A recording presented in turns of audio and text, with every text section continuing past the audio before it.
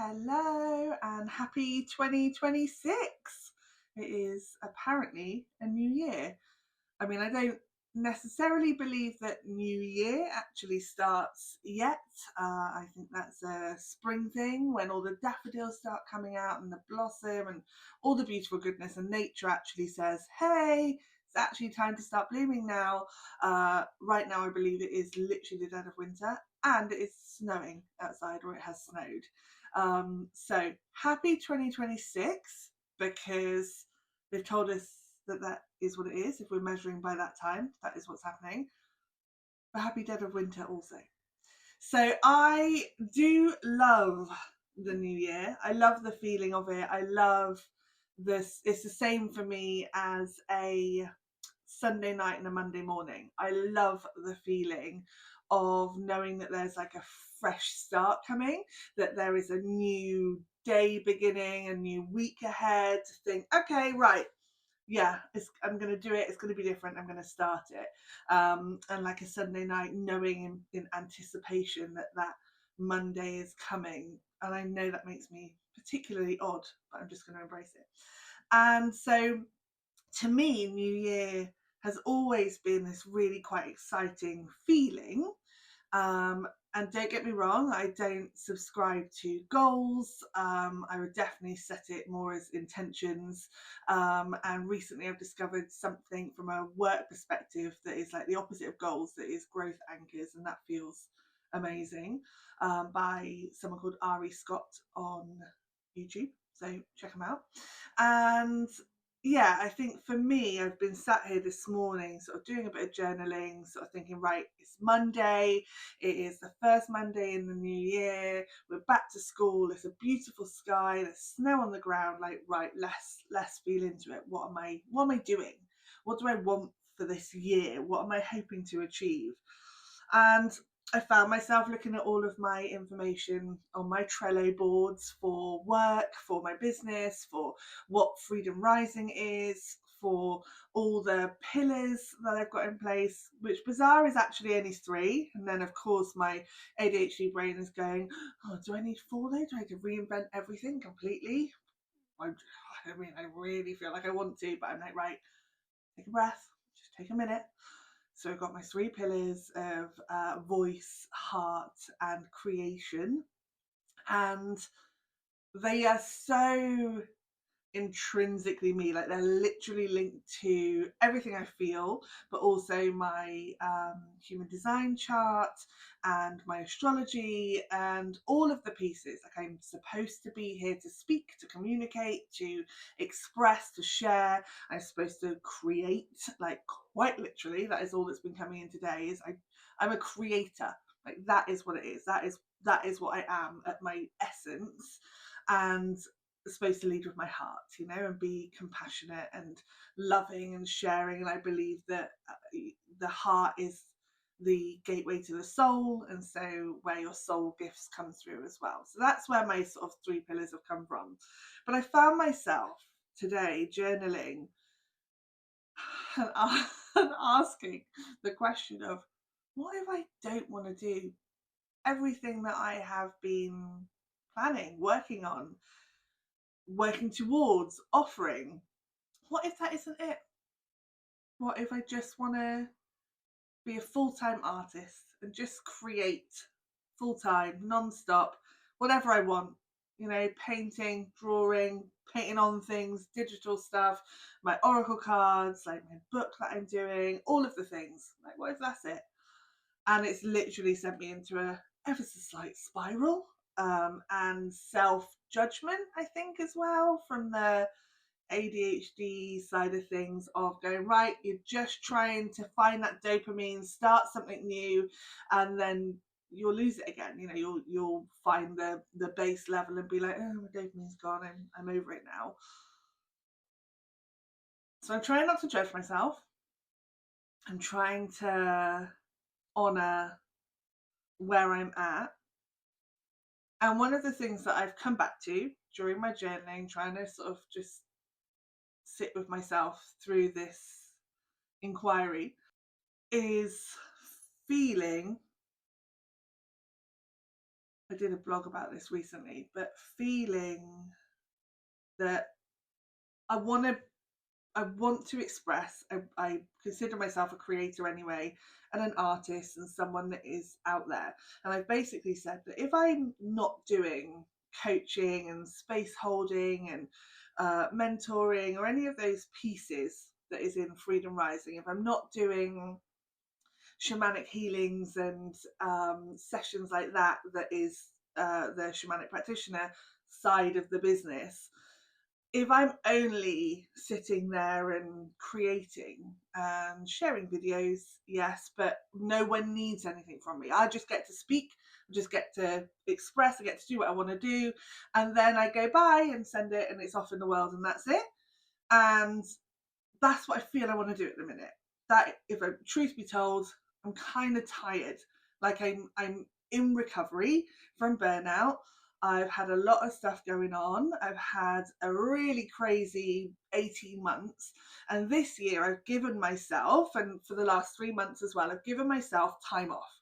I've managed to sort of sort out a time period of like a year, 16 months, to be off, to know that my home is sorted, as long as I, keep the bootstraps tight.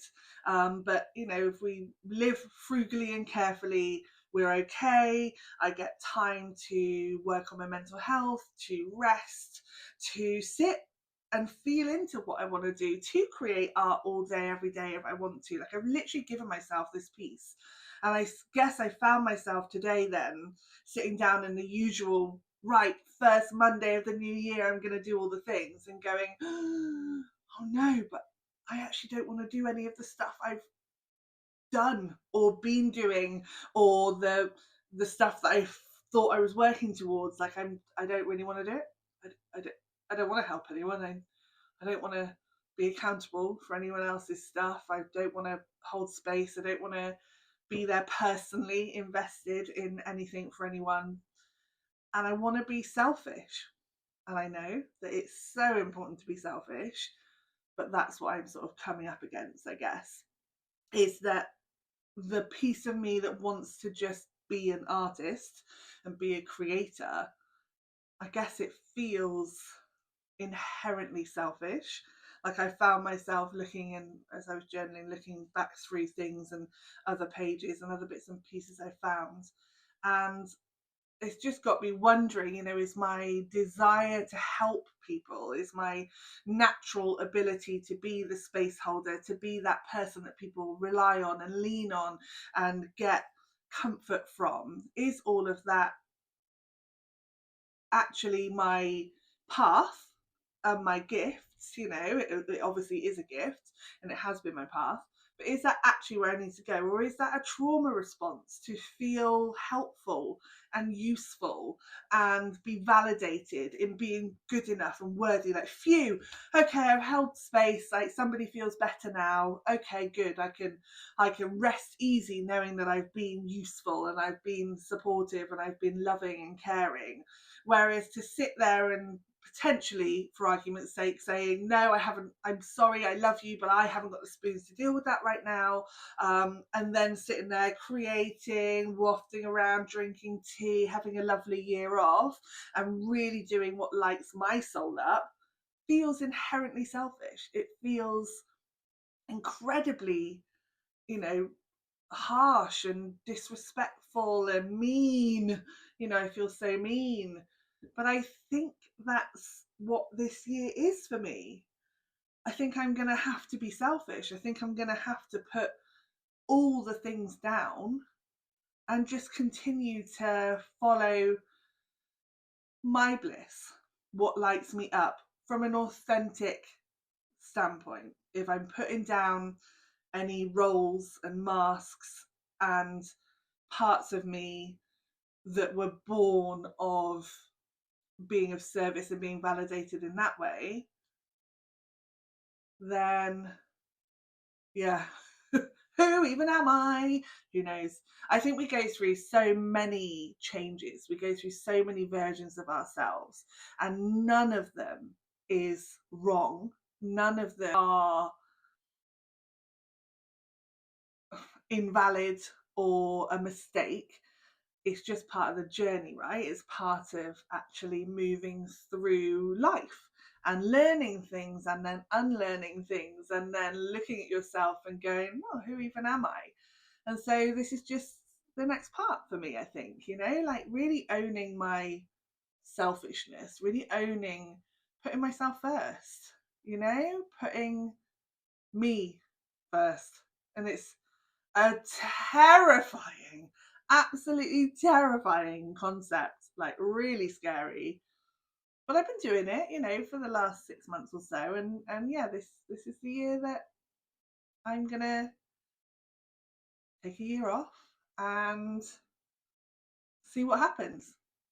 So yeah, we'll go from there, right?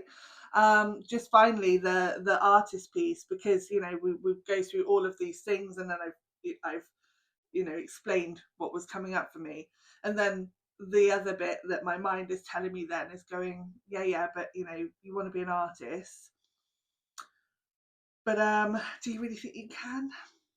Do you really think you can? Like, and actually, it's the fact that I have this deep yearning to be seen, like thinking about having a year off and thinking about, okay, so if I'm looking at my art that I've got up around the room, all behind me and stuff, and going, so if you're just creating and you're not sharing it anywhere with a purpose, with a marketing plan and a structure and trying to sell it and trying to make money from it, blah, blah, blah, blah, like, is there even any point?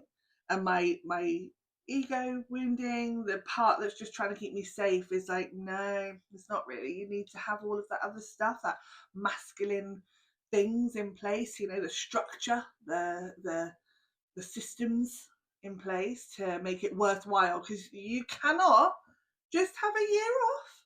Just have a year off and waft and create. Don't be so ridiculous. How are you possibly going to survive? Well, I don't know.